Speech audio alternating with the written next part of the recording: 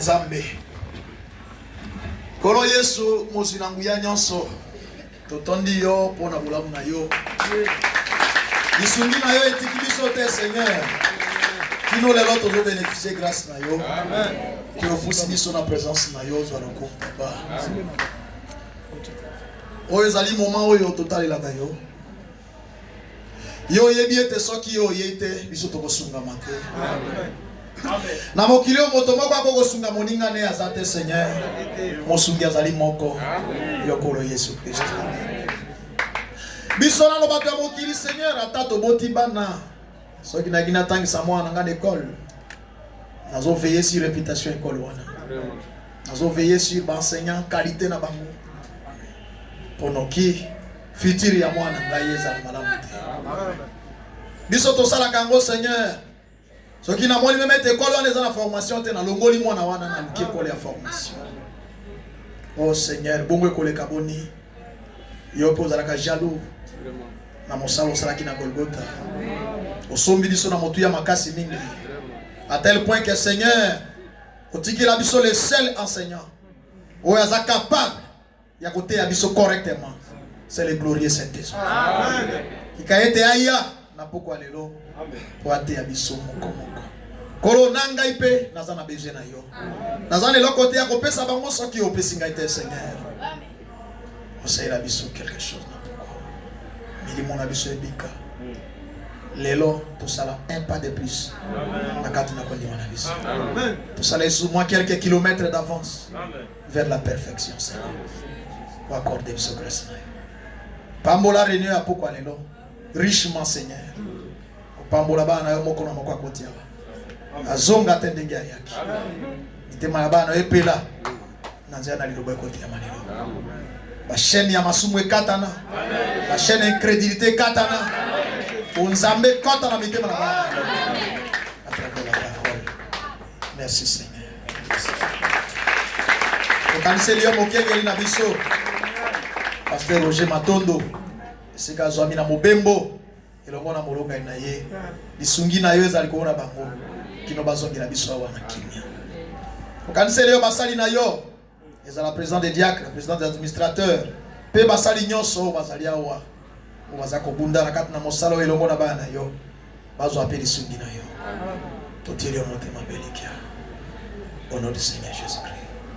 Amen. Amen. Totieli alikolo. Totanga.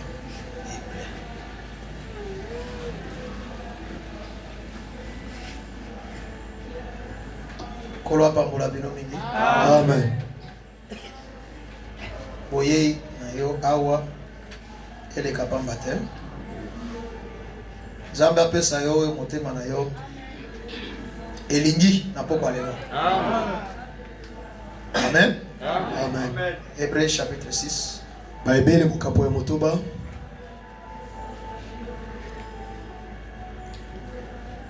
Tangue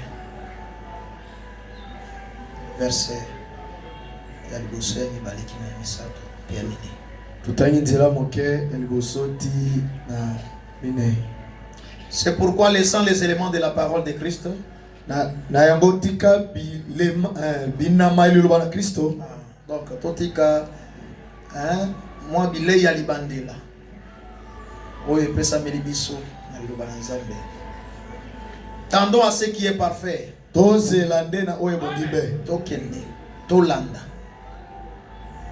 Sans poser de nouveau le fondement du renoncement aux œuvres mortes. De la foi en Dieu. De la doctrine des baptêmes. De l'imposition des mains. De la résurrection des morts.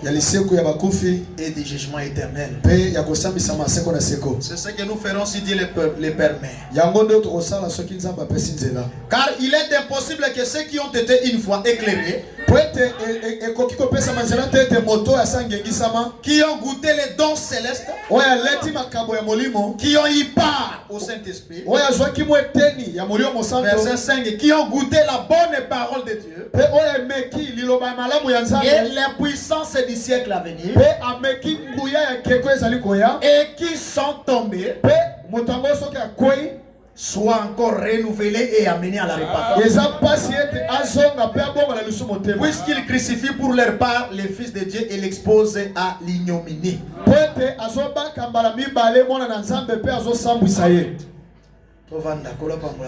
Amen.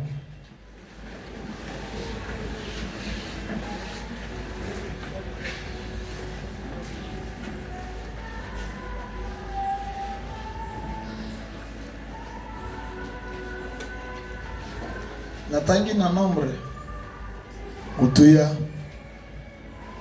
Chapitre 13. Nzela ya zomi na misatu.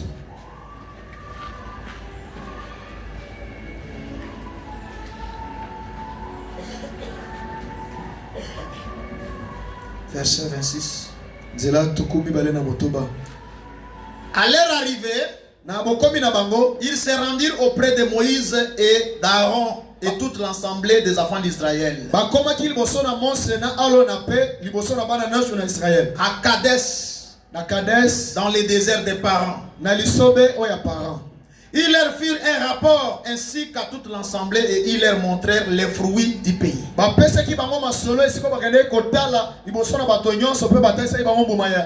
ce qu'ils racontèrent à Moïse. Nous sommes allés dans le pays où tu nous as envoyés. À la vérité, c'est un pays où coule le lait et le miel.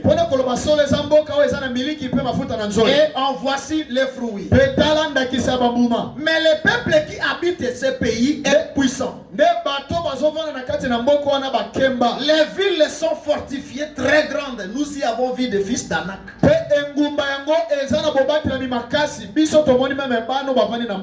Les fils d'Anak.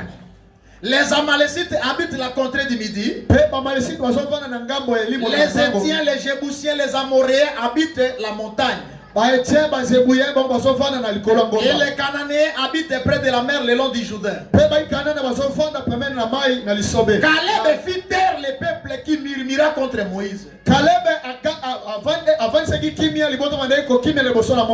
dit, montons, emparons-nous du pays. Nous y serons vainqueurs. Mais les hommes qui étaient allés avec lui disent, nous ne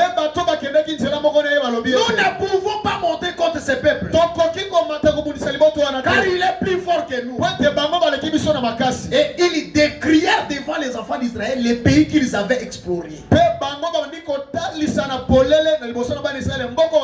Donc batioli simboka wana na miso ya bana Israël bango bato bake ba mboka wana basilisi yango valer batiolisi yango ba critiquer yango. Il dit les pays que nous avons parcouru pour l'explorer est un pays qui dévore ses habitants. Tout ce que nous y avons vu, ce sont des hommes de haute taille. Et nous y avons vu les géants. Avant d'Anak, de la race des géants. Nous étions à nos yeux et aux leurs comme des sauterelles.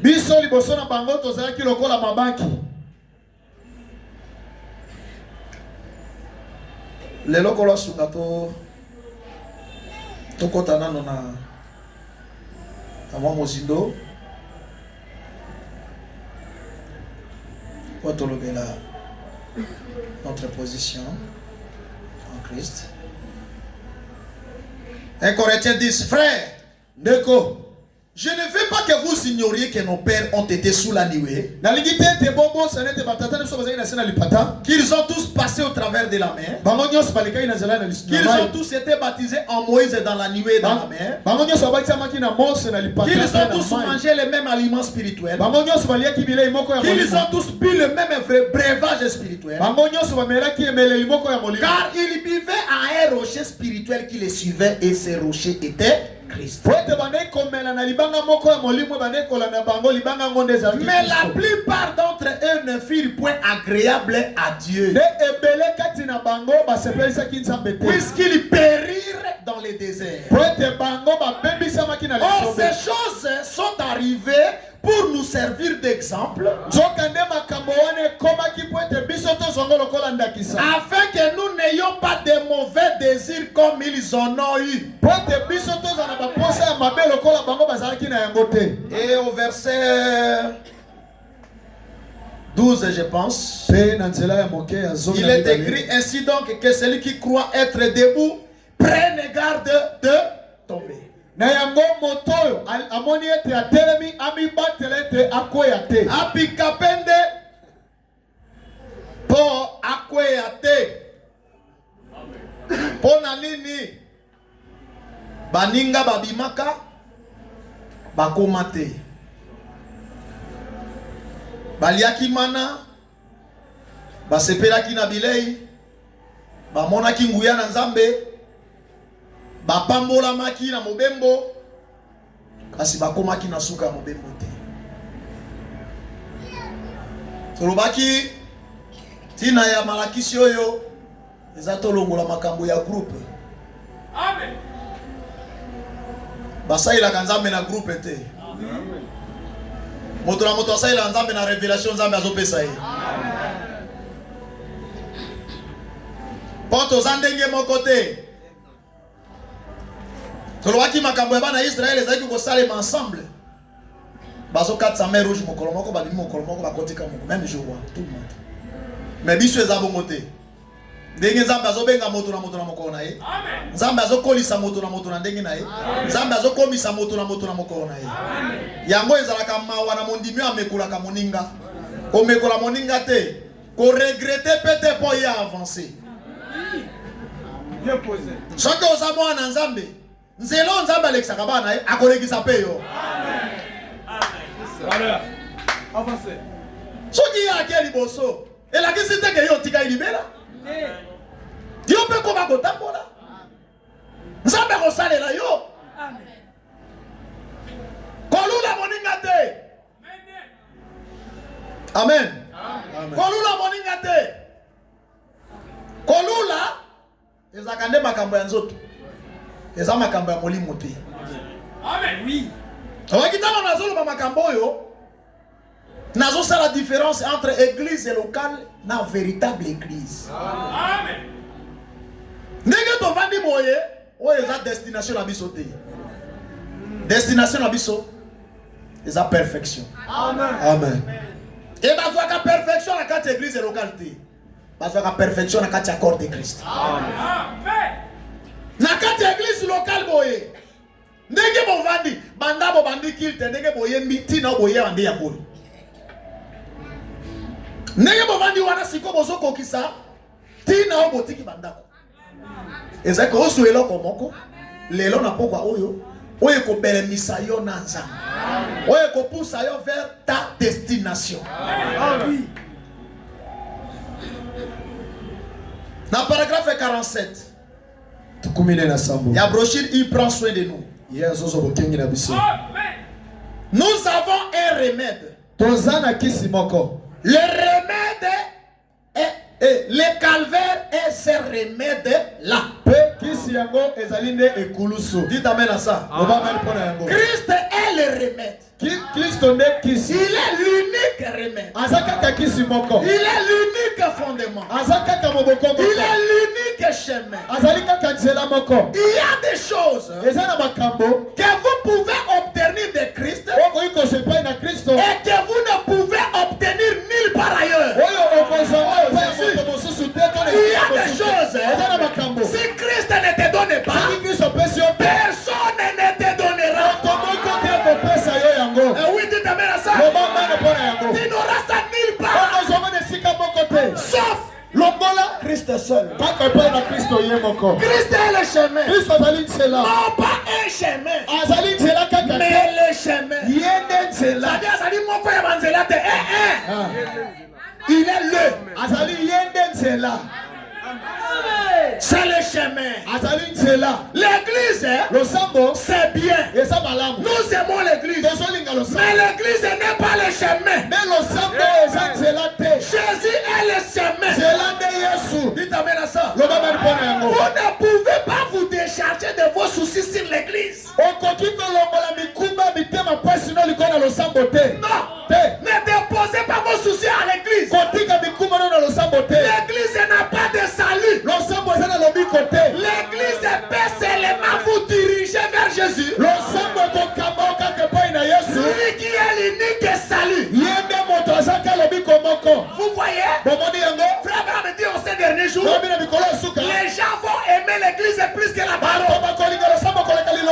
Ils vont aimer chanter, ils vont aimer danser, ils vont aimer donner, mais ils ne voudront pas la parole. Aimer la parole plus que l'église.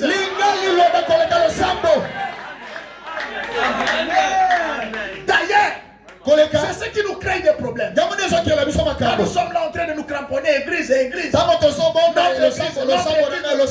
crée même des divisions. Ça diminue l'amour. Nous devons monter au-delà. Les enfants de Dieu ne sont pas seulement à gauche. Ils sont partout. Le message est donné. Vous devez monter au-delà de l'église. Que Dieu vous bénisse. Amen. Amen.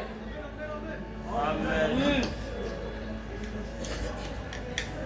Frère Branham a dit là-bas que l'église n'a pas de salut. Mais à partir de l'église, vous avez la parole qui vous dirige vers Dieu. C'est compris? Le saut de Pâques. C'est prêché en avril 1965. Ok. Paragraphe 35. Je me pose des questions sur ce qui se passe aujourd'hui. Est-ce que nous amenons vraiment les gens à Dieu ou bien est-ce que nous les amenons seulement à l'assemblée? C'est frère Branham qui parle. Est-ce que quand nous prêchons, nous amenons les gens à l'église seulement ou bien nous les amenons à Dieu? Il nous faut les amener à Christ, en qui se trouve la puissance de la résurrection. Bien sûr, c'est bien d'aller à l'assemblée. Si vous ne venez pas ici, vous n'écouterez pas la parole pour vous perfectionner. Donc l'église locale a sa place. Vous aussi vous avez de la place ici. Mais l'église locale n'aime pas tout. Ne pas vos soucis sur l'église locale. Ne jamais vos soucis sur Christ et sur la parole. L'église locale, la prédication qui est donnée, l'enseignement qui est donné, va vous ramasser de l'église locale, vous introduire là où vous devez aller. Là où vous devez occuper votre place. Là où vous devez occuper votre position. Afin d'entendre l'enlèvement.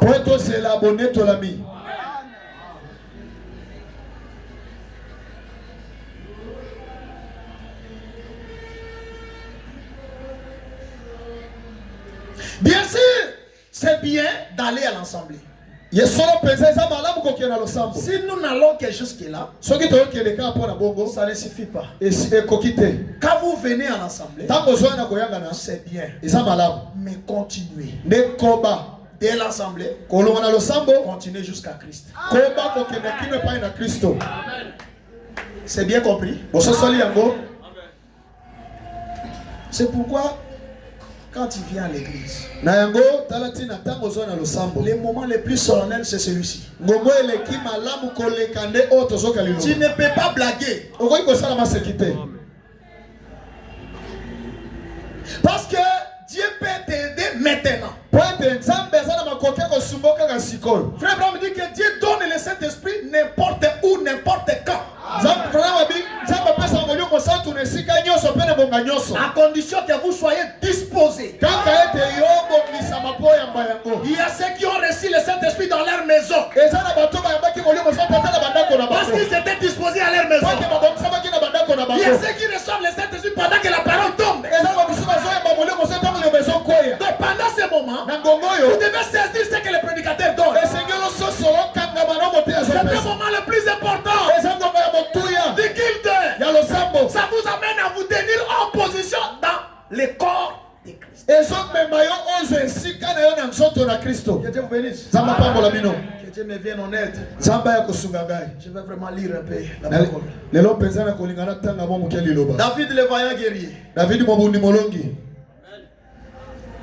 Paragraphe 24. Ce dont nous avons besoin ce soir, c'est de quelqu'un d'autre qui sait où il se tient. Voilà. Ce dont nous avons besoin ce soir, c'est des hommes et des femmes qui connaissent leur position en Jésus-Christ. Nous avons besoin de ces gens-là. Qui sont ces gens? Ce sont ceux qui ont grandi. Ils commencent à consommer la nourriture solide. Parce que dans la parole, il y a les laits, il y a aussi la nourriture solide. Les laits concernent les hommes naturels. Ça concerne aussi les hommes charnels.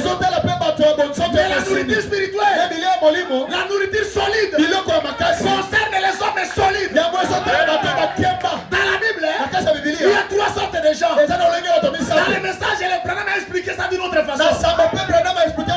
Il a dit il y a des crédibles, il y a des soi-disant, il y a aussi des croyants. Dans la Bible, il y a l'homme animal, il y a l'homme charnel, il y a l'homme spirituel.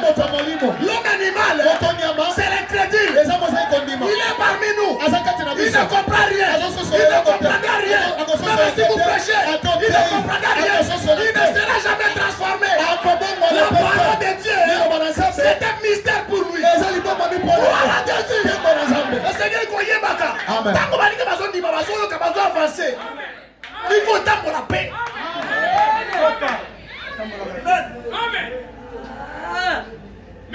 L'homme animal, c'est lui le noble naturel. L'homme adamique, il est comparable à Caïn. Il vient, il adore, il ne comprendra jamais ce que Dieu veut. Amen. Il peut poser tous les actes dans l'église.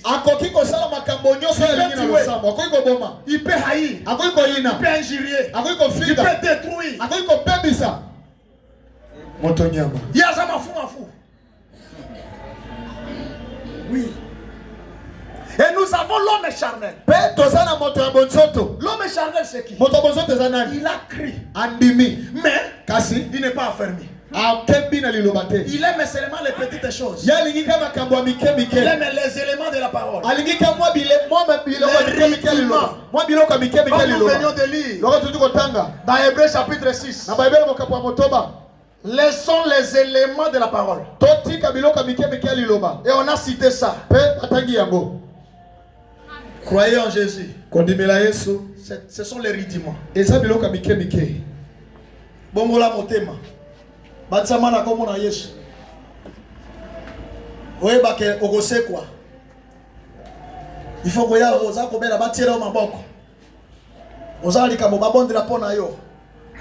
Ce sont les éléments de la parole. La Bible dit laissons ça. Nous le ferons si Dieu le permet. Tendons à ce qui est pas. La seule volonté de Dieu pour toi aujourd'hui. Que Dieu vous bénisse. Dites amen à ça. Au moins, si on a dit que nous avons la Bible, nous avons dit que nous avons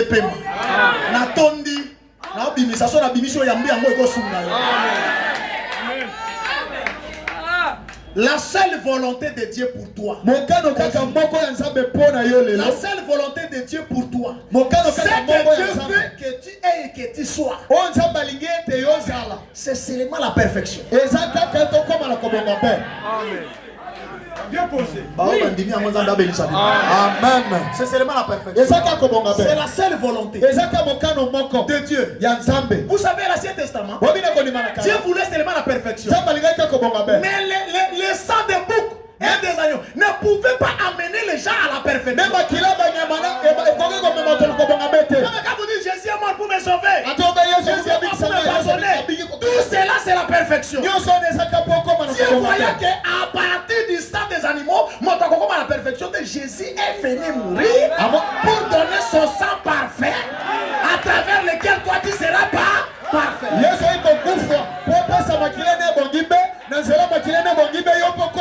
ce que Dieu fait pour toi, c'est la perfection. Que Dieu vous bénisse. Que Dieu vous bénisse. Oh Jésus n'a même pas sa maîtrise na terre. Ce que Dieu fait, que tu poursuis, que tu recherches, c'est la perfection. Rien que ça. Toute autre chose, c'est sable mouvant.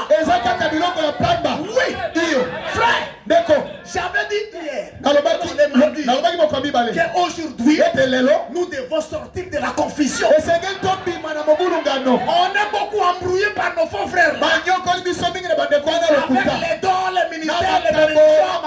Ça nous a créé trop de problèmes. Nous avons pris les candidats de la fête pour les amener au ciel. Nous avons pris les candidats du ciel pour les amener en enfer. Pourquoi? À cause des rudiments, à cause des dons, à cause des petites choses. Jésus vient. La différence doit être. Le fruit est devenu la maturité. Amen. Makamba confusion to sala lisanga esili. Moto na moto ala moni salangi na ye. Moto na moto atema na position na ye. Ya ngobo na baki marti eh. Esala makambo bana sata ba kosala biso to kosala kango te. Esape na makambo yo. Nzamba kosala biso. Bango nzamba kosala ka bango te. Esala makambo pe nzamba sala biso asali pe bango. Na lingi siko na mema yo.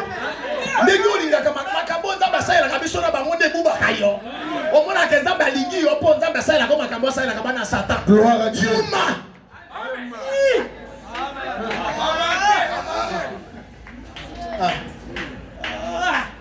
Tu étais affamé. Tu n'as pas mangé.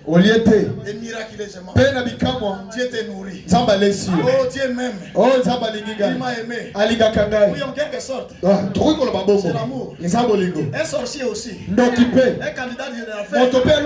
Il était affamé. Et Dieu lui donne un manger. Qui donne de la nourriture aux méchants? Laisse ma réponse. Yo kumi sakanta me pas lié pour lié à bien. Mawana na poko le bonga motema.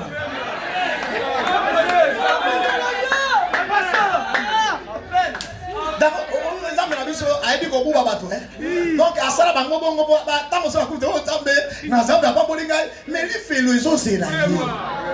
Oui. Amen.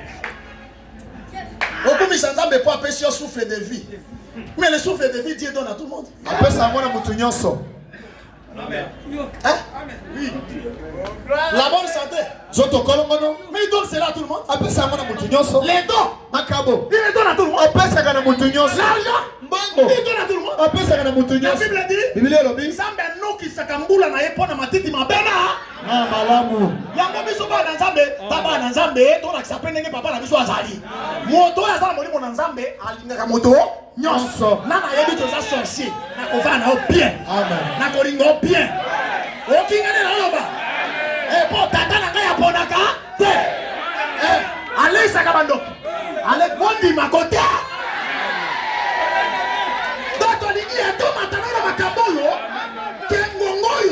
Batali yo babi oya lola yeyo. Oya di felo yeyo.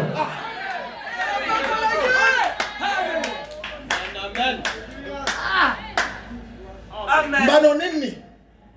Yesu ale isayo, apambola yo, apeso mosala, apeso santé, ozakama mokekete boy. Okomi mutu monene. Ofimbi oya nzamba pesinga santé. Nzamba pambolinga na sima okeri fe. Bolinga nzamba ya mwana. Wana eza bolingo nzambe te? O penzo sengeli nzambe asalela biso ya motuya eza nde perfection. Amen. O wana ekopona bilongi. Amen. O wana eza pona bato nyonso. Amen. O wana eza pona bana. Amen. Na la position na biso sengeli tokenda kovanda ne kuna. Amen. Amen.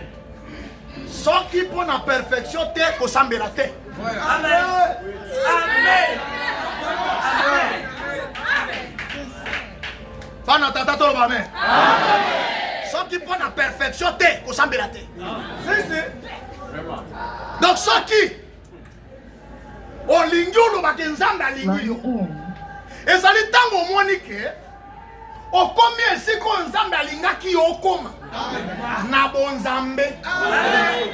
Amen. Amen. Yohana ndeli kambango. Ese bana tunabozola. Amen. Hey, Jésus.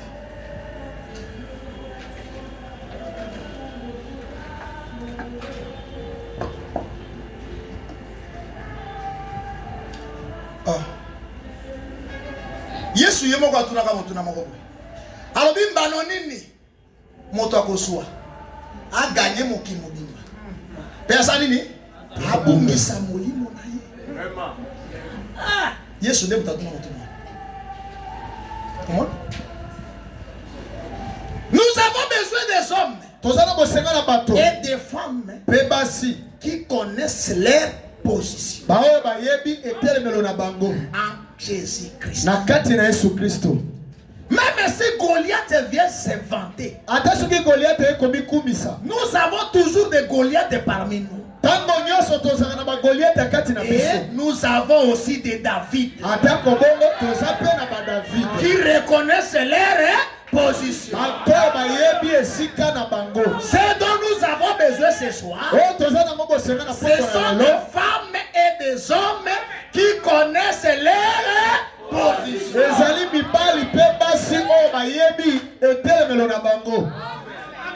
Amen.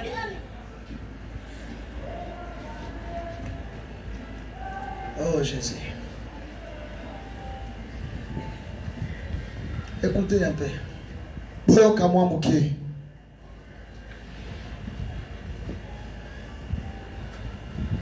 Si tu n'entres pas en Christ, c'est que au salut dans nos pays le côté et Nzambe a sali na yo pena na le côté. Na paragraphe 21 à notre position en Christ. Et tellement la position quand na Christo tukumi bale na moko. Na tangi na mwakati. Le croyant ne peut adorer Christ que lorsqu'il est placé positionnellement en Christ. Bandimbi bakoki kogumba melato mondime ko gumba na to kosambela Kristo kaka soki atami na kati na Kristo. Voilà, soki akoti azi position na ye. Na kati na nzoto na Kristo. Je ne pense pas que vous saisissez cela. Laissez-moi l'exprimer autrement. Regardez. Un croyant ne peut pas adorer et n'a pas le droit d'adorer. Aucun homme n'a le droit d'adorer le Seigneur s'il n'est pas dans le corps du Seigneur Jésus. Savez-vous cela? C'est frère Abraham qui pose la question. Je reprends. Aucun homme n'a le droit d'adorer le Seigneur s'il n'est pas dans le corps du Seigneur Jésus. C'est-à-dire, être en Christ, c'est être rempli du Saint-Esprit. Si vous avez le Saint-Esprit, alors vous avez le droit d'adorer. Si vous n'avez pas le Saint-Esprit, vous n'avez pas le droit d'adorer. Parce que Dieu voit son Fils seulement dans le Saint-Esprit. Frère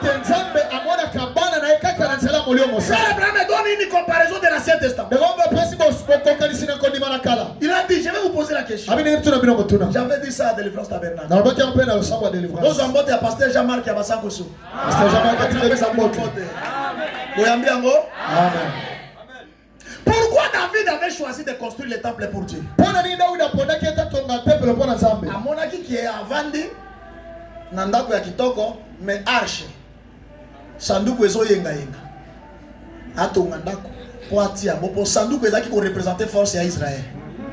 Amen. Po nakati wana mobeko ezalaki nguya na Nzambe ezalaki. Amen. Nde batongi temple wana. Pe sanduku ezaki ko vanda na esika o babenga ngo lié très saint.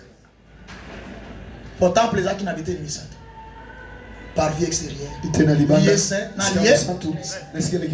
Mais sanduku wana e bande ko vanda ka na lié très saint. Petango etongami ndako wana etongami na prière à Salomon abi bisika nyoso ba na Nzambe bakozala. Oyo azana likambo. Alongwa kuna aya awa. Amen. Esika basenge kotumba mbeka po ba sacrificateur bakozala ba levite bakozala. Soki pe moto azomi na problème. Atalika à côté temple ezali. Abeleli. Amen. Nzambe boyoka. Ato ozala likambo ndenge nini? Ato ozali sacrificateur. Kotumba mbeka na ndako note. Kuna ezesika eza ordonné te. Zwa mbeka na oyaka na ngoti wapi? Na temple. Le seul lieu. Sika ka moko. Ouais, c'est gars qui ba na Israël nyoso ba adorer. Ato vandi na Silo, ato vandi na Gilgal, ato vandi na Jéricho, amenez votre agneau dans les temps. Mais maman na paté na yo na temple le pona mbeka. On est ensemble? Tout ça est longo. Sans qui ensemble kuna, le sambo na yo, et boyoka na te. Et frère Bramabilo. Ponzambe ayoka yo amona yo. Il faut qu'on soit bon moi na yo. Qu'on soit yo zali, okota tina corps de Christ. Amen. On soit molimo mon sang. On va ndakuna nde siko yo nzambe ayoka kabana e. Et siko nzambe azo pesa bana ye position. Et siko nzambe azo préparer bana na ye. Et siko nzambe azo matsabana tina perfection. C'est là dans les corps de Christ. Wana nde na kati na zoto na Christ. Kuna nde ozana droit ya koloba. Amen. Que Dieu vous bénisse. Amen. Alors lelo temple o wana ya Salomon. So il te comparé à une église au biso tozo tonga et koko kanate. Pour na temple ya Salomon, arche ezalaki wana. Mais lelo na église na biso arche ezate. Arche ezane na kati ya motema na moto. Amen. Amen. Amen. Kuna ne sengeli nzambe akota. Banda ko to église. Na yebisaki bino eza bolingo. Oto la kisanzambe. Ke na tambo mokili balingi ko saila ote. Pe biso to ngi to vanda confortablement. To sali la yo, to zela kaboye na yo wana. Yango to to ngelo temple o. Mais lié très saint eza wana te. Lié très saint eza motema na. Amen. Nana zo yoka makama o. Amen. E mandenge o yeo vandi eza nzambe akota na motema na yo. Amen. So ni bolingi boso so lango lisusu. Na Ancien Testament, ezalaka na moto moko babengaka souverain sacrificateur. Azaki kokota na lié très saint balabo na mbula mbalamo. Pia azaki komema mbeka. Pe kuna moto mosu akota te. C'est lui seul. Kaka ye moko. Azaki na droit. Oui. Ya koyoko nzambe alobi. Amen. Ayebi sabato, azo pe bato balobi, amemela pe nzambe. Amen. Seul une fois par an. Balamoko na mbula. Avant kota, il fallait payer à Tumbambeka pour la vie na imoko. Parce que Azaki motoroko la bato nyonso. Amen. Que Dieu vous bénisse. Amen. Akota kaka kuna na lié très saint. Mais lelo, qui est le souverain sacrificateur? Nani nemo konzi ya banganga nzambe? Aucun prophète, Mosakoli moko. aucun pasteur, aucun prédicateur n'est souverain sacrificateur. Le souverain sacrificateur c'est Jésus lui-même. Amen. Amen. Oh, que Dieu vous bénisse. Amen. Mais où entrera-t-il? Dans l'église locale? Dans le cœur. Amen. Amen. Donc si vous êtes là, si Dieu vous a construit, si Dieu vous a aimé, c'est uniquement pour que l'arche vienne entrer en vous. Frère bien-aimé, vous savez que vous êtes une maison en construction. En construction. Vous êtes une maison en construction. Écoutez mes frères, je vais dire ceci. Toute la bonté que Dieu peut ici envers nous, charnellement, n'a pas de rapport avec notre salut. Le salut c'est une autre chose. La bonté que Dieu use pour nous du côté matériel, financier, ça n'a pas de rapport avec notre salut. Ça n'a pas de rapport avec le salut. Parce que ce que Dieu peut faire pour toi physiquement, il peut le faire pour n'importe quelle personne. On doit insister.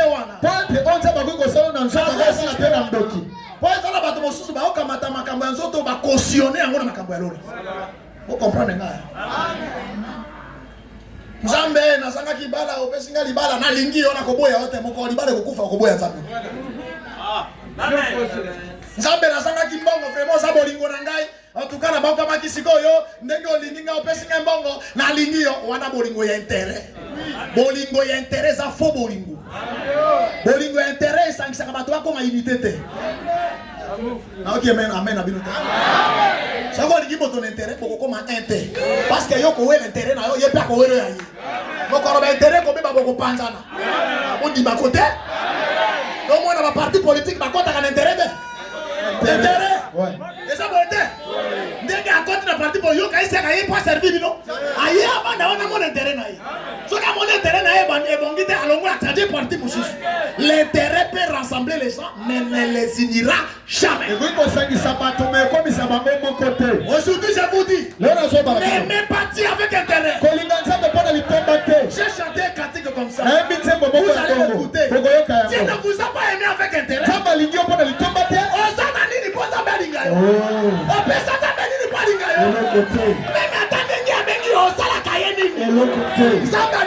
Sans intérêt. Sans intérêt.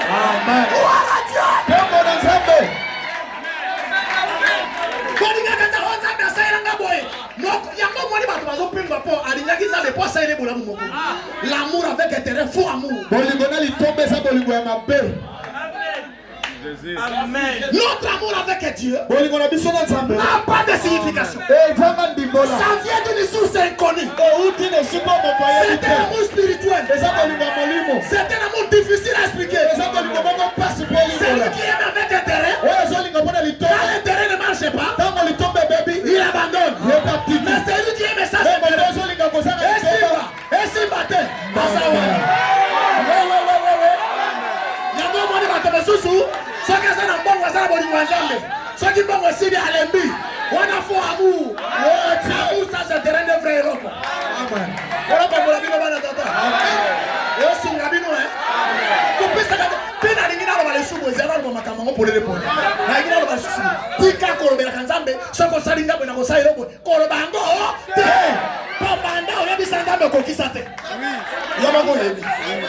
combien de promesses vous savez dans okokisa yango tala basambe na kanzambe loba na nzambe opesa te na kolinga yo akosala yo loba yango amen sala na nzambe na force na yo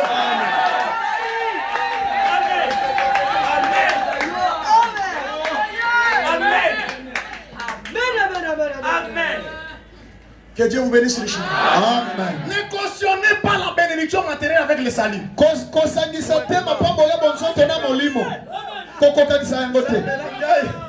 Makambo nazote zene bato mosuba kolinga ngote. C'est pe na ba prédicateur belé baté yango pété. Ba prédicateur ba comme matérialiste. Côté ya biloko nzoto. Merci Jésus. Boyo kama kama ina lo. Bana tata boze wana. Amen. Natuna kabongo. Oke na bana kabongo kana tuna. Amen. Bana tata bozali yo. Oh. Wana soye baba zali. Amen. Est-ce que yebi ki ozali une maison en construction? Amen. Allez, nous sommes na biso ngwa totonga. Très bien. Totonga. Totiki kuna toye ko sambela koto. Kwa kuna eza na nini? Zoto. Chantier. Amen, amen. Chantier. Sikoyo. Bomoni to sala collecte mikolo nyonso. Poto sani. Collecte mikolo nyonso. Objectif na biso eza ndako eza nini? Esila. Landa bien. Ndako esila. Donc OK comme boti ba futi yo au dit maintenant on dit que ndako esi construction. Amen. Makaka osimbango. Papa oya na construction. Moto mzao pesa construction. Pourquoi? Ndenge to vandi na gauche. Na ndenge to vandi sikoyo. Makambo ya construction na biso ezo préoccuper biso. Amen. Eh oui. Le Seigneur préoccupé yo. Amen. Il faut à l'aise que ndako esi là. Au moins to vandi sikoyo mitema ba donse ko bete mbule ko beta mbule ko beta. Mais so to sisi ndako na biso to vandi nyekese. Nyekese niko ba calme. Et ça bon était. Donc ndako na biso esi na no tête aux appels à l'aise hein. Tous les efforts to ça les apprendre ndako na biso esi là. Sauf que si et l'événement est sous que la dédicace. Donc on a compris ça. Mais moi bien pas to boli ça ngona. C'est qu'il faut to côté ça ba kiti to côté ba ba to abelir ndako na biso. To say makamunyo so kitoko. Après to côté kuna. Si vous avez un chantier, vous avez un chantier, vous avez un chantier, vous avez un chantier. makanisi ya mokolo pango wana obesi sanda kuna yako zunga. Il travaille nuit et jour. Soka zimbongo akokota banyongo akokota boya koke na banque adefika ka pasili sambongo asili sanda kuna ye.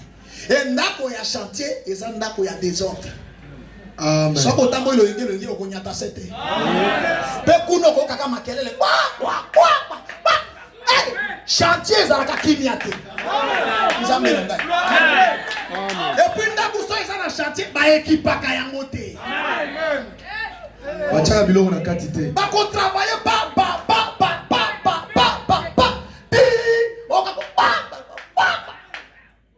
Amen. Eza na ngonga moko. Lilobo ozo kango kaka. Okomanda ko sepela na. Amen. Na ebisi yo. Ozo kaka poza na chantier.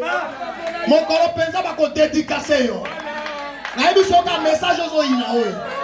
Okolingango. Frère Branham alobi soki moto alongi lisumu ekomaka expérience. Ekomaka tremplin. Bona benisa bino wana. Frère Branham ozokanisa Samson tango akei epa ba Philistin akutai na lion. Lion alingi aboma lion ayaka ndani ya Samson. Mais Samson abomi lion. Pe azwi lion wana tie na zamba. Abomi mwa pembeni. Amen. Lion ayaka bikisa Samson. Mais Samson akebweti mokolo moko ayekoleka na nzelo wana. Abi na bomaka lion moko. Lion alingaka barenga zawa ndana kota na tana. Akenda tarabu. Akuti lion na kati ya lion mafuta nzoi. Mafuta ya nzoi na kati ya libumu. Ya lion. Adio nakotika te. Amen. Yo olinga bonga ngai. Yo linga oli anga ngana kolia wewe nini nayo. Afungoli azui. Amen. Mbili kana zaki na mwati mafuta nzoi ya le musu apanzi yango. Frère Branham abemoni soke obunda na via lisu. Obunda na ekobo yanga de bonga yo. Moyibi wana yanga de bonga yo. Amen. Mais soki opikami na parole. Obomi yango. Ekufi. Na kati ya ekobo. Okobimisa mafuta nzoi. Mafuta nzoi za keloko elengi. Ekozande tango yo longiri kambo wana. Pe ozomona moninga na ozobunda na kokakuwa pe obi nzambe na lekaka bebo ye. Soki ozosola na ye na makambo oyo bikeli. Okoni se papa. Tala polonga lekawa. Engi koloba victoire na ko bi expérience. Eloko ngaka bonga yo ko bi ko sunga bato. Moko message ozo kango bien. Loba yango amen. Amen. Est-ce que bana tata boza wana? Ozali. Aina msabino mosusu. Kwa Bible lobi nzela alo leze kuke ya kaka. Bato mokende bakoleka wana. Eza boete Oye. Eto kika na Bible. Bible lobi parole de Dieu kobiki na mweza makasite. Donc ils ont dépendre la mosanda o. Soki moto alingaka nzoto mingi lilobe kosala ye kaka. Amen. Soki moto alingaka nzoto te akobika liloba Alex. Makambo na zo beza na Bible. La Bible dit que les commandements de Dieu ne sont pas pénibles. Si vous aimez Dieu et vous tenez votre corps assujetti, vivez la parole, c'est calme.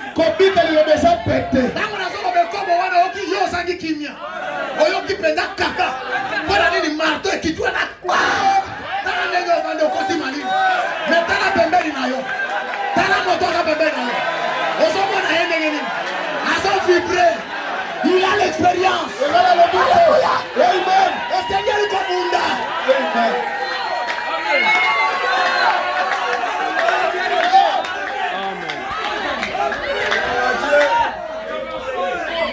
Nous sommes au chantier. Nous sommes au chantier. Nous sommes au chantier.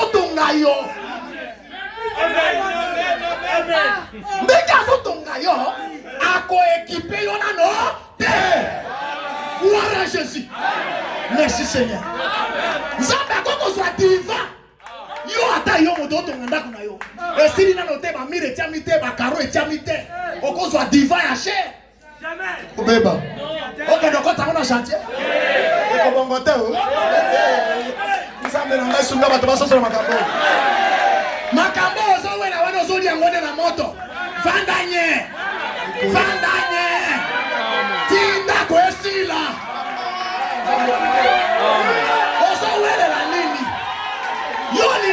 kota biloko ya cher pendant que na facilité. Bakulu na bakokota. Ça peut être. Et qu'on soit salité dans la poussière dans ma baya. Na ya brique ko bebisa yango.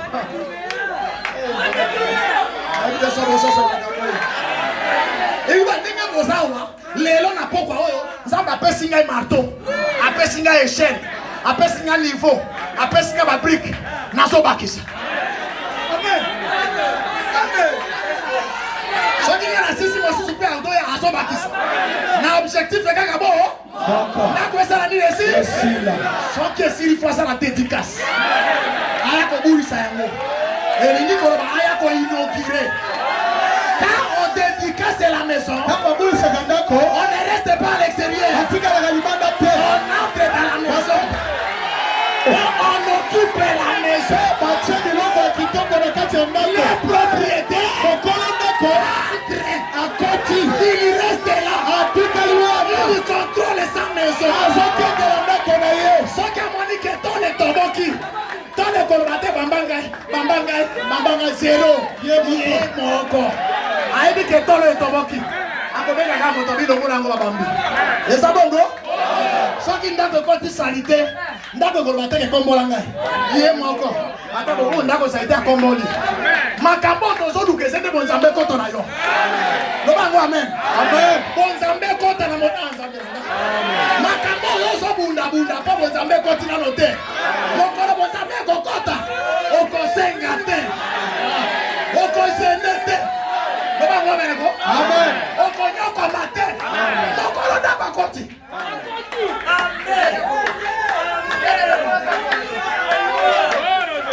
C'est pourquoi Jésus est vraiment excellent en connaissance. Il a dit chercher premièrement quoi? Et les autres choses, nous serons quoi? Il y a deux verbes à utiliser là-bas. Il y a le verbe chercher. Il y a le verbe donner. Le verbe chercher a son orientation. Le verbe donner a son orientation. Les chrétiens cherchent le Saint-Esprit. Dieu donne. Le reste. Les chrétiens ne cherchent pas les restes. Si toi tu cherches les restes, qu'est-ce que Dieu va te donner? C'est ce que Dieu a dit.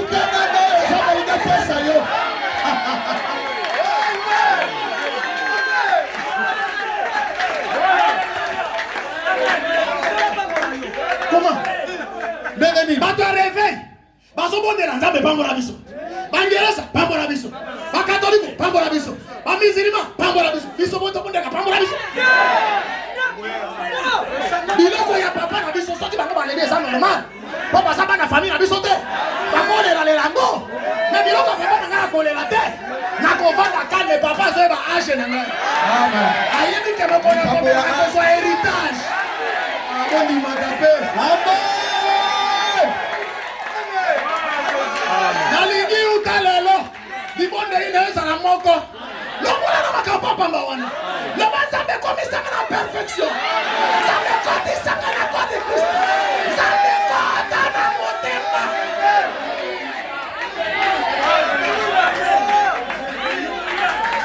Oluka nini? Eloko ni ozoluka. Eloko ni ozoluka. Makambo ozoluka baninga baluka bakwea.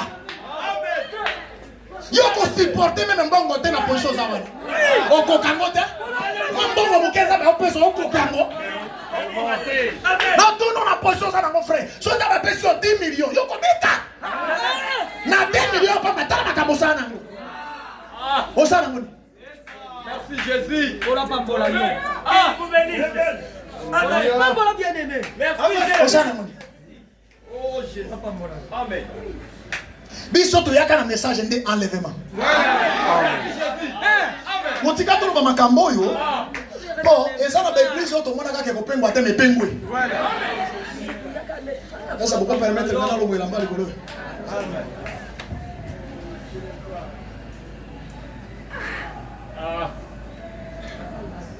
Eza na l'église biso to mona ka ke ba ko pengwa te. Me ba pengwe. Et ça va bateau de mon agate te ba ola bakoko buka ni banza mete ba bukia. Mabulu baninga ba koito ko boya wana te. Amen. Et ça l'église oyo bazaka kosamba na ngar na onction full. Oui. Basantu bavandi. Basamba na si andele. Na kate babashi. Okoti ozoka Saint-Esprit azo vibrer. Mais lelo batongi l'église. Ya minene batie bandako. Batie ba climatiser. Nzamba bendani. To boy makambo wana. Yango tozo ebisa bino te maintenant. Moto na moto aluka kota na position na. Amen. Amen. Amen. Oui. Amen. Oluka ni na mokili. Amen. Ngalo baka frère na. Nzamba tindira biso yesolo. Amen. Oni makambo. Amen. Bon, et puis tu tiens là frère Abraham confiance hein. Soyez frère Abraham se trompe pas, biso to se tromper kaka. Amen. Donc tu tiens là confiance. Aïe biso abi aye selon Malachika. Péton de bien. Tota dans la troisième position. Alors il faut toute la position Abraham en tout. Amen. Amen. Bah bien aimé. Message il y a qu'à peu comme ça va te la suite. Amen. On dit qu'à toi là-bas. Là-bas. Il y a ce qu'on s'appelle la capable de bossy kenda na ba réveil ba bossy kuna pesa. So s'appelle la capable bilamba na catholique ba to balata ko le ka basali. Ça va ni mapango même ba to ba s'appelle la kate ba za kana mapango. On y dit ça to kana la message. Ngai na fuka mana sana zabe bongo. O senga zabe bongo. O senga zabe ni o senga zabe alobi no senga bongo. Alobi no senga sente. Bala na ibina bisabino. So ki esika moko ezalaki. Mbisi ezalaki te, zwa mai tindika ngo ya wana. Tango mai ezo ya mbisi beko sanene.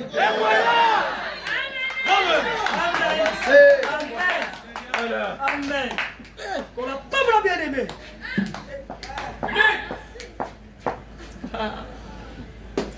Makambo ezo ki sanza be passe ezake. Façon nzambe azali ngabenda bato. Mais bato bazo kena ngamo na ba. Bobo sana tête ozana âge à l'Odyssée. Âge à l'Odyssée dans ma caractéristique. L'argent, Bongo, la mondanité, Mokili, les richesses. Pebozui. Bobo sana mote. Amen. Amen. Mais ils ont contacté dans l'église na biso un message. Et yeti na ba cher. Et landi bandibi. Jusqu'à ce que comique, ceux qui m'ont pas mon ami, c'est qui n'a pas Dieu. Le message au rap. Alléluia. Amen. Le message au rap. Frère Abraham écoute on dit que ebelé aba nzambe bazakana ngamba bata pauvre. Amen. Amen. Amen. Alors bien zaka bongo na tango ya Jésus. Zaka bongo na tango ya Paul. Lelo pe kozala bongo. Abi la majorité des enfants de Dieu. La majorité des enfants de Dieu sont plutôt dans les côtés des gens qui ne sont pas forts financièrement. Bien aimé, Dieu ne traite pas avec les apparences. Dieu regarde les cœurs. Attention avec la Odyssée. Attention avec la force de la Odyssée. Vous allez peut-être dire que moi je le dis comme ça. Amen. Amen. Nathan qui a exposé de cet âge de l'église.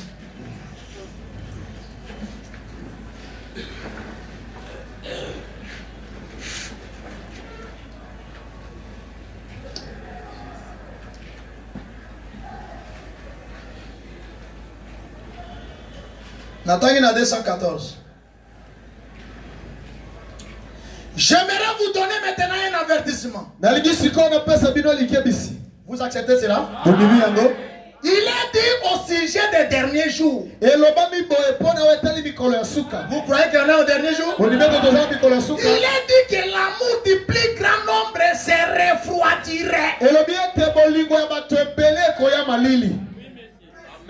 Amen. L'amour de Dieu se refroidirait. refroidira ekoya malili na kati na bato dans le cœur des enfants de Dieu. na mitema ya bana nzambe. Bana nzambe balingaka esi nzambe te. Akoma komilinga ye moko. L'amour de Dieu signifie garder la parole, garder les commandements. Bolingo na nzambe lingi koloba kobatela liloba kobatela mbeko na nzambe. Abraham dit qu'il a été promis qu'au dernier jour, l'amour bolingo de beaucoup de gens refroidis. ya bato ebele ekoya malili to pe ekosila. À cause de quoi? Pona tina na nini? Disons frère Branham. Totana ndeko Branham. Amen. Il est dit au sujet des derniers jours que Eloba mi boye pona mikolo na suka. l'amour du plus grand nombre se refroidirait Bolingo ya bato ebele ekoya malili. à cause de l'accroissement de l'iniquité. Pona tina ya bokoli ya kosala masumu na bokoli ya mbindo. Kosala masumu na ko. Amen. Qui ne sait pas que voler la dîme n'est pas bien? Nana ebite te koyiba moko na so beza mabe. Nana ebi yangote. Ayebi. Combien de prédications on a prêché? Mate ya boni bateli kona moko na so. Mais c'est toi qui payes la dîme. Yo futa ka moko na so. C'est ça l'iniquité. Ya wande kosala lisumu na Tu sais ko. que payer, voler l'argent de Dieu, Oyebi ke koyiba moko na nzambe eza lisumu. et tu le fais expressement. Ndo zo sala mona ko. C'est ça l'iniquité. Ya wande lisumu na C'est ko. ce qui fait que ton amour est refroidi. Ya wande osala ke bolingo ne pona nzambe ya. Qui ne sait pas que les mensonges c'est un Nana ebi te kokosa eza lisumu. Qui ne sait pas que frère Abraham dit que quand vous absentez de l'église n'est pas bon. Nana ebi te soki ndeko mana biso ko saki silo Vous le faites expressément. Bon zo sala mona ko. D'accord. Ah. Amen. Nana ebite ko koiba moninga mbongo eza mabe. Nana ebite ko escroquer. Nana ebite. Oyo ko eloko nini obungi. Makambo zo sala est que yo ebite ke eza mabe. Tu sais ça? Oyebi yango. Metande ko kangira motema. Donc bato bakulu ko sa makambo na ko.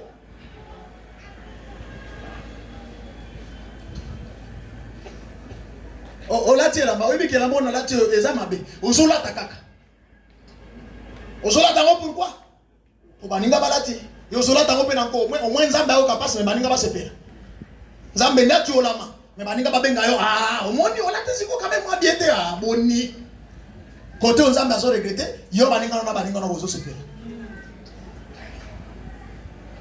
Ça c'est un premier élément. Wana eza elombo ya liboso. Frère Abraham dit bolingo na nzambe kolongola mitema bato à cause de l'accroissement de l'iniquité. Bokoli ya masumu na ko. Bondimi yango amen ngelo. Amen. Bato osama kabu ya kanza. Ya mofundo.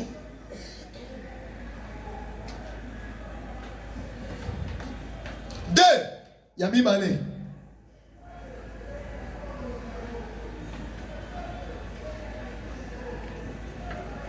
Un, c'était l'amour se refroidirait à cause de l'accroissement de l'iniquité. Ya liboso zaki bolingo na nzambe kosila pona bosali masumu na ko. Dans l'âge de la Odyssée, Na ile kwa Laodikia. le dernier âge, Ile kwa suka. l'amour de soi-même Bolingo ya moto ye moko. Ya mibale.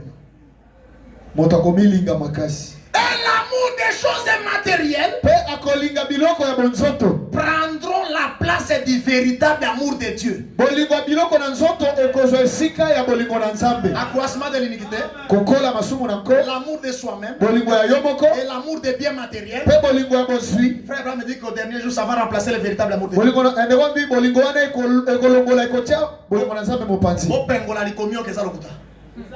Eza solo. Yo sambela pona lolo, yo sambela pona mbongo te. Mutu aza komilinga koleka parole. Soki tana fini mo fina yo wana. Abile lo kamona kazo na obu akangi yango 10 minutes kopema. Jamais. Mutu soki alati akobe tala ndenge aza kotambola. Alati mwani papa wa mwa cheka cheka. Azo tambola ka. Mi mwani na valeur koleka parole. Mutu azo mi bongisa na ndenge olilo belobite. Ba jene ba komi kotika suki loko na kamo ba frère. Azo tika suki kwa yauli ndenge frère a message. Elinga milinga eza nini? Olingili. Na message oyo. Oh, suki boy yauli nenyo na suki ya bastari ya ba ekebo otana oyo frère ezi. Amen. Moto azo préféré lilo banzambe ile na meya sepela. Azo préféré makamanza bébé ba mo ya yesa un avantage. Accroissement de l'iniquité. L'amour de soi-même. Yango mo premier bail. Et l'amour des biens matériels. Nakoma mutu monene asomba mutuka nasala boy. Awa yozo siri samayele no pona makabwana. Yo tuna nzambe ya biso ko yoko kufarishi. Vraiment. Yesu azazo batango lobaki so yo bondela bondela ke tata mokano na yo esala. Otuna mokano ya nzambe. Nzambe alobana oke yoko tonga etage. Po moninga tongi osirisi mabondeli. Nzambe oyebinga te nzambe. Nana yebisi yobo. Lobana nzambe mokano na yo esala. Soki nzambe apesi yo akopesa yo. Soki apesi yo te gloire à Dieu. Nakoke nakotungisa nzambe te leloko ya kanite. Soki nzambe amonisaka yo fitiri na lobi ndobondela kabongo te. Amen. Amen.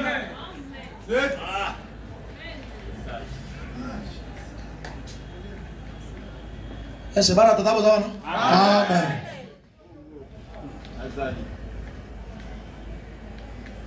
Frère Abraham a keti mosika. Alobi la prospérité détruit les gens. Bon fulu qui est baby sakabatu. Alobi on a broché écoutez ça. OK. Paragraphe 97. Abi la prospérité généralement détruit. Bon fulu qui n'a bosolo pensa baby saka. Alobi pe mingi soki moto amati na bozu spirituel les autres diminuent. Ok, dans le temps on a exposé page 333, 334 et 335. Au bout de ma cabane, en profondeur. Il faut tout gagner ça va ensemble.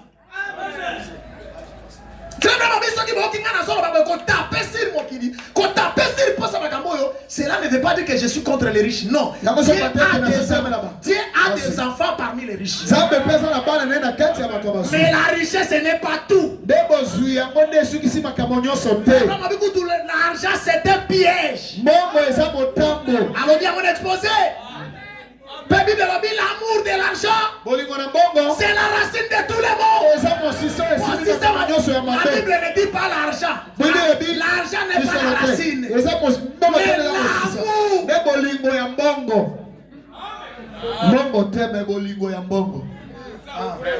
Je crois que vous avez bien écouté. La Bible ne dit pas que l'argent est la racine. Jésus a utilisé l'argent. Eh oui. Branham aussi a utilisé l'argent. Mais l'amour de l'argent. Vous venez à la parole de Dieu.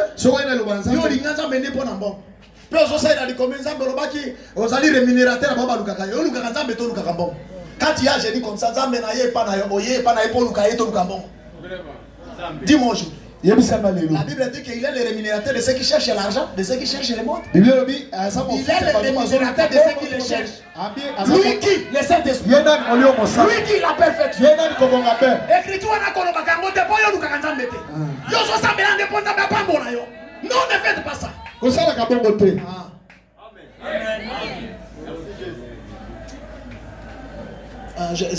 C'est quoi ça, moi difficile à lire. Mais bon, il y a quand même. Oui, mais qui s'est embolé le ça comme frère Brahma, il est là, ton boy, il va prédicateur, il va sauter en pédale douce. Il va prédicateur, il va sauter en amino. Ah, oui. Amen. Ali les autres qui sont en Amen. Tellement non. Merci Jésus. Amen. On dit que tu poses au macabozo sowana. On dit que ce que Yesu ayo ke. On les a d'accouter là qui n'a fait. Alors bien na tindio na message pour nous préparer ma seconde. C'est ça. Oyo nzamba ko sa na nzira. Oyo nzamba ko pesa na nzira. Ezambi po epesa yo makasi yoko ba ko kenda mobile. Amen. Est-ce que vous en avez? Amen. Merci Jésus. Amen. Kanisa Bible ezo kena meme kulubana mokana mache. Ba ba mitu misaka pona kolia, komela, kolata, ce sont des païens. Na ata des aba pagano. Amen. Heureusement botanga. Abi ce sont des païens, c'est yo za païens. Pour yo zo mitu misaka pona kolia, kolata nzambe azolesa. Ngai vraiment na comprendre kamba mote nzambe ba nzambe azandenge ni kulubana. Bomengo ya famille na yo. Ya papa na yo. Bato baza na famille no te bazwaka yango. Yo le na kapona yango. Zala ona ko na papa na yo. Amen. Luka mo yo na papa ezala bien. Nzamba ko pesa ngo ndenge ali. Amen. Amen. Amen. Merci Jésus. Ba frère, vie chrétienne, il y a un secret dans. Amen. Ça fait ce que c'est payé dans yo. Amen. Yo pour se payer. Amen. Amen. Ça fait pas se payer dans yo, il faut que mon thème na yo mobimba. Les autres la kana. Amen. On est dans la Bible. Amen. Que Nzambe ayo ke la ba na Israël kanda.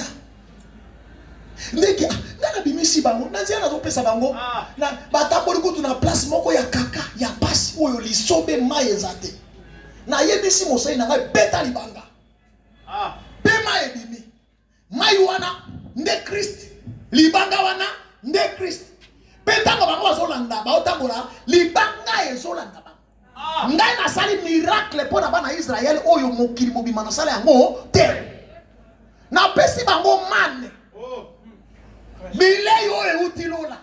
Oyo ngai moto na kera bato nyosa mokili. Mais Israël oyo. Nga moko na opesa bango mana na ngai. Bato bozo mona bazo yenga na mokili nzambe moto akira ba. Akira ba okalo kola yo. Mais nzambe atindi lo nourriture spéciale. Bilei oyo kise. Message du temps. Sango ya tango na suka. Oyo ezali la manne. Descendu fraîchement du ciel. Oyo kitiko uta na lola. Mais il y a un but. Neza pona tina. Le but là c'est pas la nourriture. Tina ngoza bilei te. Le but de la manne c'est pas les habits. Tina ya mane eza pona bilamba te. Le but de la manne c'est le courage pour Cana. Tina ya mane eza pesa moto makasi kwa tambola kende kanana. Otika ngai na te ya bongo. Tina ya message. Et pesa yo makasi. Tina ya mana.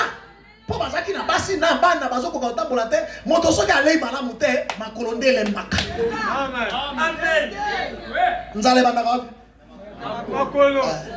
Eze boite. Oui. Zamba zama yele. Il faut pas dire malamu po bazwa courage akota. Boye bibi obi moto lelo moto odika na kwanga kaka te. Akobika pe na nini? Na nini? Il va pas ça bilai, il va amen ko? Amen. Il va pas ça li pesa kwanga za pondu il va amen. Amen. Mais nazo tuna yo est-ce que yo bika kana parole? Yo bika kana na mapa. Na tunyo banda lelo olé combien de fois? On melima combien de fois? Na tunyo siko olé peli do combien de fois? Tala siko ndebo bandi ko taira ngamo. Tala siko ndebo tema na bandi ko sa. Donc il y a des chrétiens déséquilibrés. Zanga ba Kristo ba tele malamu te. Tu manges beaucoup physiquement. Ozolia na bonzoto mingi. Tu te nourris très bien physiquement. Ozolia bien na bonzoto. Mais spirituellement, Bena molimo. tu es malade. Toi, sors coré. Ozana malade ya nzala ya molimo. Eh oui. Amen. Yango monifi na yo eza équilibré te. Ozalaka fort na ngamba nzoto me ngamba molimo za malembe. Yo supportaka 6 heures na université. Bazotangisa na professeur. Mais est-ce que toi tu peux supporter 2 heures ici? Oui, que la tape. Maintenant vous êtes en train de regarder la montre. Pourquoi? Pona nini? Vous n'êtes pas calme. Ozana siko na kimia te. Pona Il y nini? a un déséquilibre. Ouais.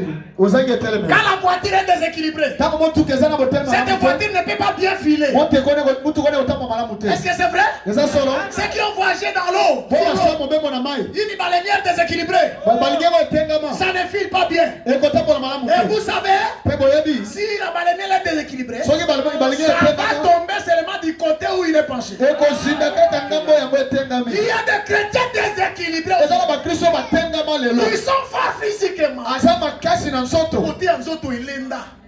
Mais côté ya molimo. Fafala. Nous devrions vivre aussi de la parole. Esengeli peto bika na Tu ne vis pas de la lilo. parole. Yo bika lilo wanza pete. Maintenant, prédication de God, on va enregistrer à mon âme. Ah, liloba boy, non pas mon avis. En tout cas, il faut que d'arolia biloko. On enregistrer à mon kena on anda kuna. Bon vendre ma film, ma novelas, bon vendre biloko ya bam bam bam bam bam bam bam. Yango wana bozo bourré, ba décision bozo soit lelo, boko e bangolobi. Ba film bo na sabana lelo, boko e ba sango na ngolobi. Amen. Na bisi bino vérité. Boko buka mu ngolobi, bana wana de boko ta bango novelas. Boko ta bango ba boke, bozo ko ta bango ba TikTok. Lobi boko buka. Amen. Voilà. Amen. Voilà. Na koka koka bato bazo vibrer. Et donc, on est zoé, c'est un kilo. On l'est au taux de l'iboumu. Mais mon lit, mon ayo, il y a kabiete. Amen. Zoka de l'ilo belobi, pour mon dynamique à bien, il faut habiter na kwanga na alilo. Na liloba. Il faut équilibrer ça. Amen. Il y a des hommes, mais on a des tokens de ma frère. Et on a des hommes qui ont regretté na sala na bato ndenge nini. Bolingo ya bongo. Bolingo ya nzoto. Et bongo li makambo ya nzambe. Bato balinga shu molimo santu te. Nzoko bana Israël bakomi na lisobe.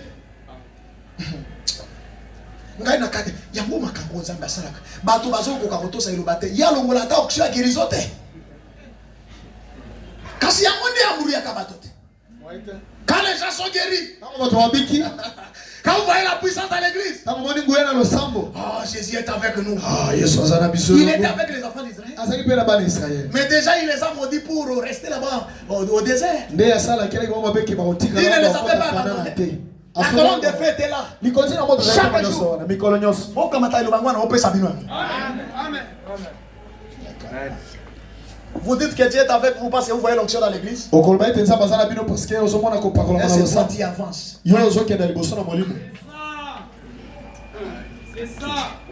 Tu dis que Dieu est avec nous seulement ici à l'église. Dans ta maison, tu peux dire que Dieu est avec toi. Quelles sont les progressions que tu fais dans la parole? Parce que la vie chrétienne ne rétrograde pas. La vie chrétienne va de la haut. Vous devez savoir qu'en cette année 2025, vous ne pouvez pas regretter 2024. Et la fin de Dieu ne regrette pas sa vie passée.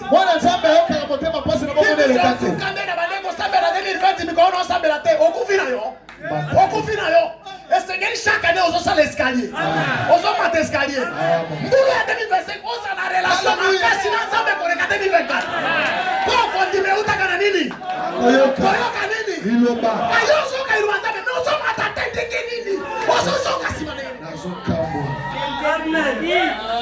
Gloire à Dieu. Paul ngoli motema na likambo ya tina. Otie motema na makambo ezanga tina. OK ba. Vraiment. Bible obi ke wa telemi asala ki akeba te. Pondenge moko nzamba saka na bana Israël. OK. Bakotaka kanate. Amen. Nzoka nzamba zo zila bakuna. Amen. Boma ba mona lisobe. Mais ce qui était crié, l'onction était là. La présence de Dieu était là. Les gens étaient guéris. Les gens étaient bénis.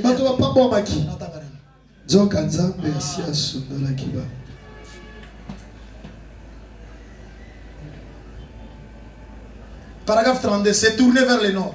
C'est exactement ainsi quand j'écoute Dieu. Quand le Saint-Esprit vient dans une réunion, c'est bon, mais j'en veux plus. C'est-à-dire, la position pas ici. À l'église, Saint-Esprit a quitté. Asa mon pépé. Tout le monde peut bouger. Okay. Tout le monde peut crier. Awate, botika biswa. Amen. Amen. Neto za kati losambo. Soki ndakisa par exemple bateau nyonso bazaki bana Satan. Pe mwana nzambe ka moko nzambe okita. Amen. Akita na nguya nyonso. Amen. Na isi bino solo. Siko nzambe akita pona yo yoza na kati ya bateau nzambe akita pona bango. Ata boza 20, mwana nzambe bo. Dieu sera là. Nzamba kozala wana. So akiti wana moto akokita mwana nzambe etuti peyo. Haleluya bali ko ningalo sepeli. Nzambe azana biso, nzambe azena hotel. Amen. Gloire à Dieu.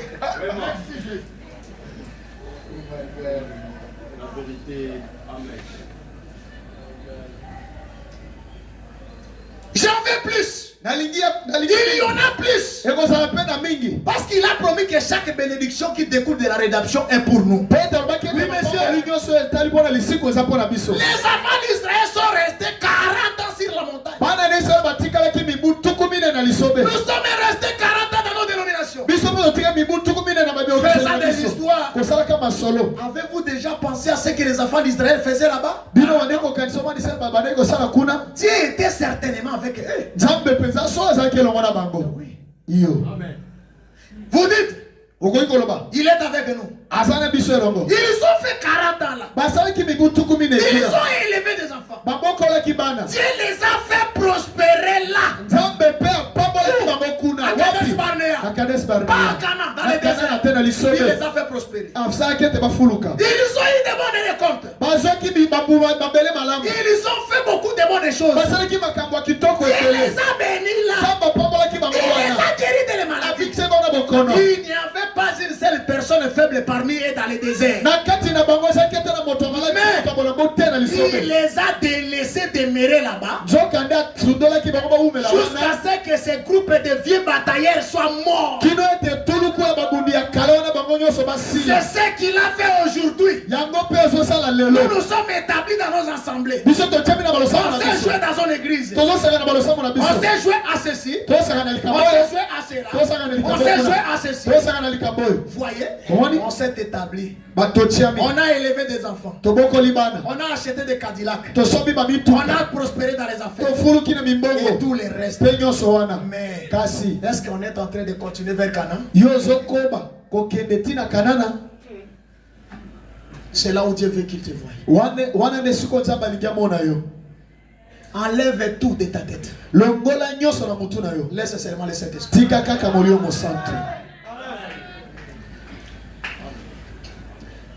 Bana tata bozawana tozali osakana tena makambo ezo leka okoti na losambo ozo mona ka nzambe azo kita azo bikisa babele azo kangola bakanga azo pambola ma eza satata nzambe ndi azo sala nzambe kaka azo sala azo sala ko pona yo pona moto mosusu mais que yango nde kana yango nde Saint-Esprit yango nde sika nzambe aliki ko sala demeurer dans les palais des rois ne vous fait pas fils du roi ko umela na ndako wa mokonzi ko msomona mokonzi te amen oyoki asala kola pambola yo obomba belinga kovanda na ndako ya mokonzi okomona mokonzi na ndako ya président na mwana nkasi ya koya eza boye te mwana ndeko nia mwasi ya koya kende pa noko avandi kuna te mwana ndeko kende pa papa leki avandi kuna bakoya bovandi wana ndako ya mokonzi bino yo so vana na ndako ya mokonzi mokonzi so apesi biloko apesi programme ya kolia yoko zanga kolia amen. Voilà. Amen. Mon tata moko azolanda. Amen. Bazon en fait, ba inviter la famille royale. Ba bengi libota ya mokonzi. Papa nous on fabrique, il faut confectionner les uniformes. Toto kabilamba ndenge moko papa. Papa donne de l'argent. Papa pesi bongo. 16 enfants, uniforme. Bana jombe les enfants de Manakas, uniforme. Bana pe Manakas, uniforme. Bana noko ba tout uniforme. Libota ya mokonzi. Ils sont dans la voiture. Kama koti na motuka. Ils arrivent là-bas. Bakomi kuna. On va demander à que la famille présidentielle se lève. Bana tuna libota ya mokonzi ba telema. Là, c'est tu te lèves. Là, c'est tu es de la famille. Quand le président va faire son testament, il va commencer à partager. Parce que toi, tu auras une part. Oh Jésus. Amen.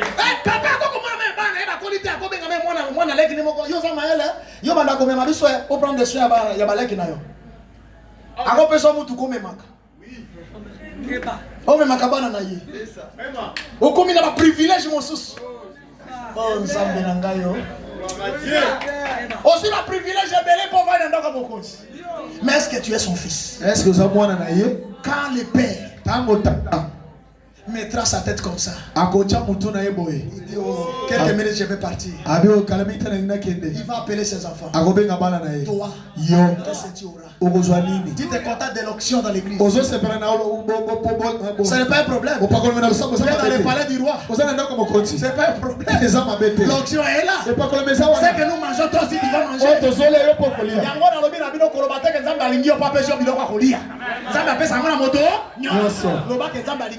Vie éternelle. C'est ça l'amour de Dieu, non? Amen. Amen. Boyoki? Esungi? Pourquoi on a comme mokonzi to ko on a makira mokonzi te. Beaucoup fera makambo sur les sambote moto na moto. Soit position. Kosaka na te boye na Yesu comme Pene. Bato mosusu mona basa distraction na bakokende te. Yo zo makambo sérieux. Moto na moto nzambe bengi na ndenge na ye. Papa ata bino yo soboza ba diakre na église ça ira nzambe ndenge nzambe azo révéler. Amen. Yo pesa ira nzambe ndenge azo révéler. Amen. Ondimi yango amen. Amen. Oza vase na église oyo sala na auction nzambe azo pesa yo. Amen. Ko imiter moninga te. Amen. Loba amen ko? Amen. Oza frère na église pesa nzambe ndenge nzambe azo révéler yo. Amen. Amen. Amen. Et ça dit que la position est moto. Na moto. Je vais vous donner quelque chose avant de terminer. Dieu a appelé Moïse. Tala. Il a conduit Moïse. Akambi Moïse. Il a mis un homme comme Josué à côté de Moïse. Et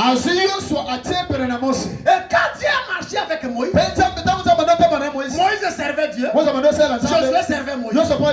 Ils ont continué ensemble. Ils ont continué ensemble. À un certain moment, Moïse devrait partir. Qui devrait prendre la relève? Josué. Est-ce que c'est vrai? Quand Josué a pris la relève, Dieu a dit à Josué, je serai avec toi comme j'ai été avec eux. Les enfants d'Israël. On dit à Josué, ils sont au Coran d'ailleurs. Ceux qui te montrent à Moïse, à la Bible. Est-ce que c'est vrai? Donc le Dieu de Josué, c'est vrai? Mais les ministères sont différents. Moïse avait sa position. Josué aussi avait sa position. Oui. Pour imiter mon côté. Amen.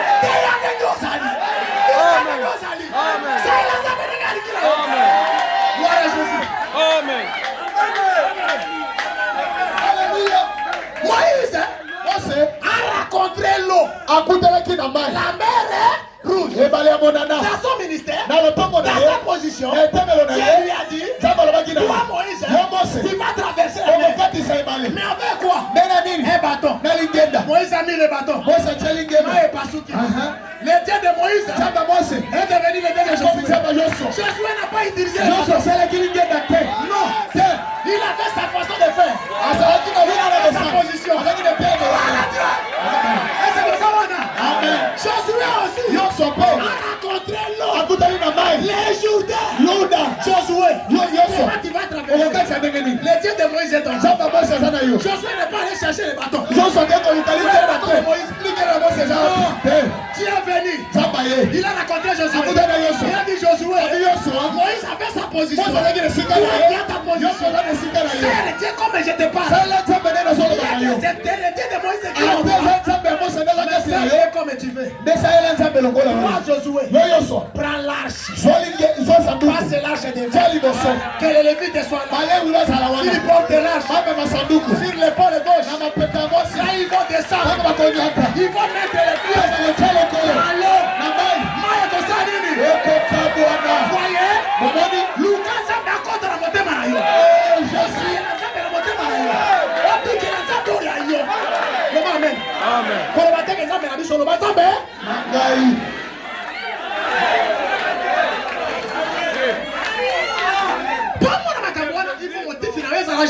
juste. Amen. Parce que Josué,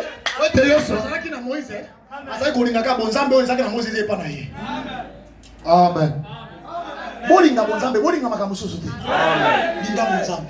So bonzambe ye makambo nyonso ko ekoya. Nzambe akozwa na bakolisa yo. Akolatisa yo. So kanga pesa na ndako akopesa yo. Boyoki ngai bana tata. Na ote ya bino na muru makasi. Na lingi bino. Boyi na ngai te pardon. Na ngai sabi la vérité. Et on dit la kati ya motema na ngai. Pena yeke kosunga bana sabe babo.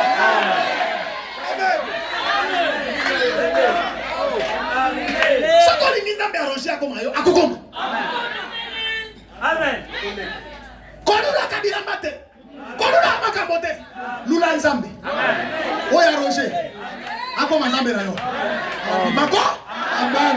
Oyebi ke nzambe ya Eli akoma ki ya Elise? Amen. Mais là, tu n'as pas dit nzambe Elise akoma ki ya Géasi? Non. Pourquoi? Géasi était le disciple d'Élisée. Élisée était le disciple d'Élisée. Quand Élisée marchait avec Élie, il ne convoitait pas les habits, il ne convoitait pas l'argent, il convoitait l'esprit.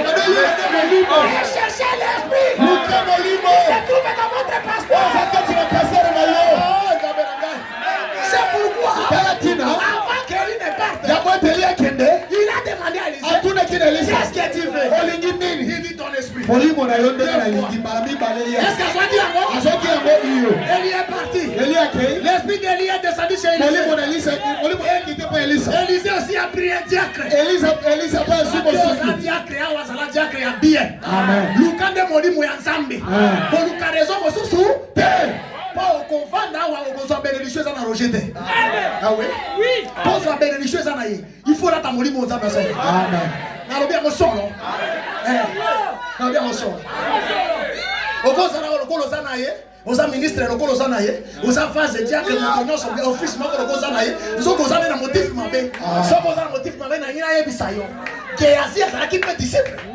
Ya Élisée. Eza boete. Eza boete. Mais depuis ma mama la wana yazo ki pe ne moli mo elite. Yazo ki pe ne nini? Mbongo.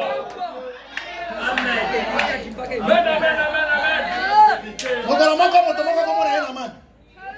Aye. Elisa bonde pona ye. Abine kenda ko kwena mai. Mbala esira. Eza boete. Oui.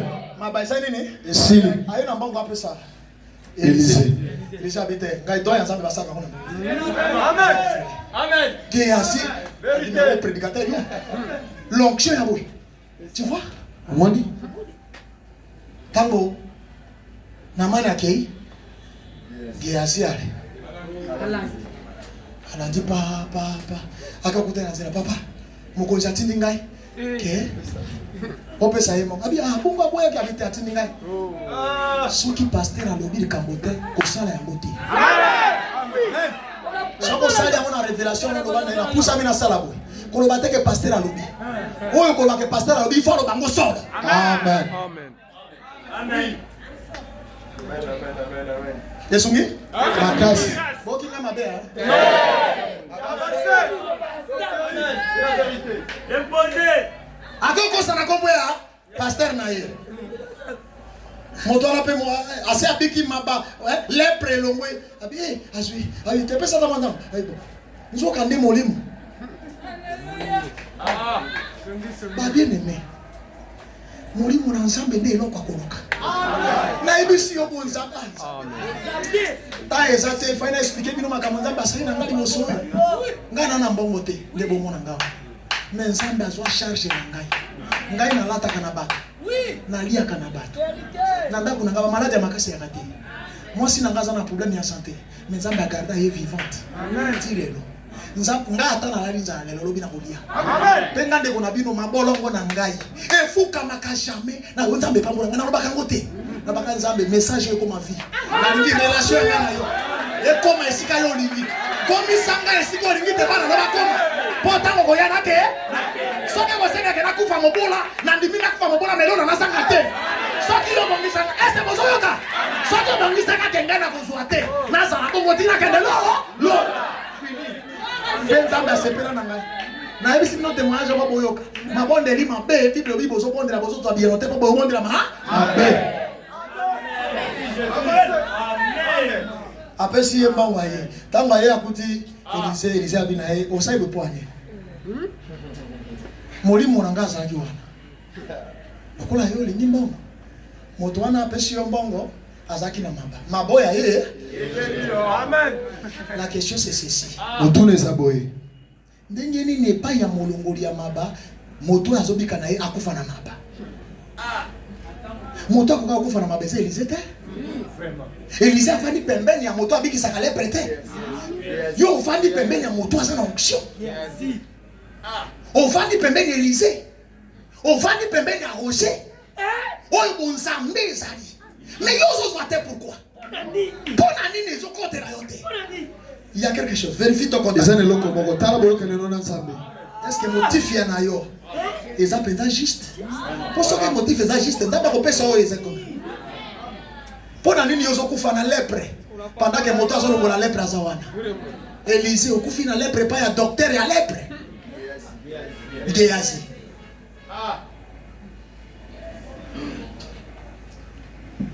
Natendi no message na kosembo. Na komi kote na ngai kokoma te. Mais na yebi ke Nzambe asungi ata moto moko. Amen. Kosakana te to kenda lola. Yesu akomi penena. Bofungola miso, botala kaka. Botala ba réseaux sociaux ba église à message kufa. Botala ba pasteur ba bibi. Botala ba grandes églises. O biso to tiela ka motema moya ko kende zate. Okokota ndenge ni salité koti. Bo sorte koti message elongo makambo yo se bibi. Bongo tote ya te.